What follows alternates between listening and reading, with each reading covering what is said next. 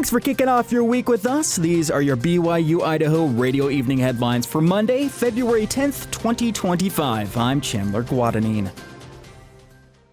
A man was arrested after trying to discard a fentanyl pill. According to a news release from the Bonneville County Sheriff's Department, 36-year-old Jason Cartier was apprehended Friday night after being found with fentanyl and resisting officials' commands and attempting to escape. The sheriff's office says that Cartier barricaded himself inside the bathroom after running away from officials, but police were able to break through the door and use a taser to stop him, where they found him trying to flush a fentanyl pill down the toilet.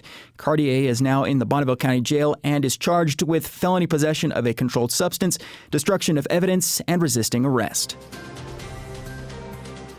The showdown that every BYU-Idaho student has been waiting for finally happened this past Saturday as BYU-Idaho hosted a BYU Provo basketball team comprised of students in an exhibition match. During the game, the BYU-Idaho Financial Aid Office offered multiple scholarships to students, and student reporter Austin Pace was at the game to talk to the winners.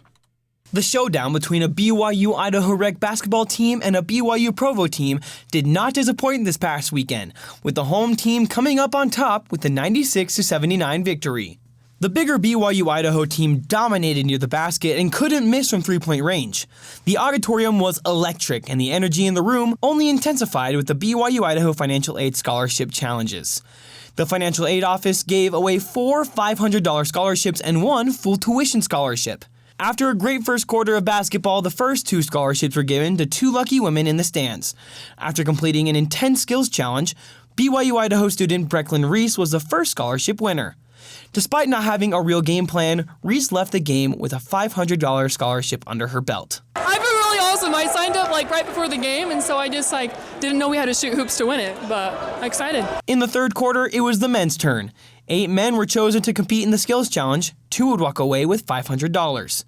One of the winners, Curtis Taylor, was in disbelief after winning the scholarship, relying on his knowledge of the game of basketball. I was nervous, but I was just focusing on the hoop, muscle memory. But the full tuition scholarship was on everyone's mind. And after a timeout in the middle of the fourth quarter, 4 lucky students, 2 men and 2 women, were invited onto the court. With all the students missing their first 2 shots, it came down to the last shot. And BYU-Idaho student Luke Jorgensen banked the half-court shot for a full tuition scholarship. Even after the whole student section stormed the court, the scholarship winners seemed unfazed by what had just happened. I just felt good in it. I've done many shots like that before, so it's really good. For BYU-Idaho Radio, I'm Austin Pace. 2 national parks in the area set records last year. According to EastIdahoNews.com, both Glacier and Yellowstone National Parks saw the second most number of visits last year. More than 3.2 million people took a trip to Glacier National Park in 2024, which is close to 300,000 more than in 2023. Glacier's top visitation number was more than 3.3 million in 2017. Yellowstone also had its second highest year on record in 2024 with 4.7 million visits. Its highest number of visits happened in 2021. For more, go to nps.gov. Thanks for making us a part of your nighttime routine. These have been your evening headlines for February 10th, 2025. You can keep listening to us anytime and anywhere. Just ask your smart speaker to play KBYI 94.3 FM.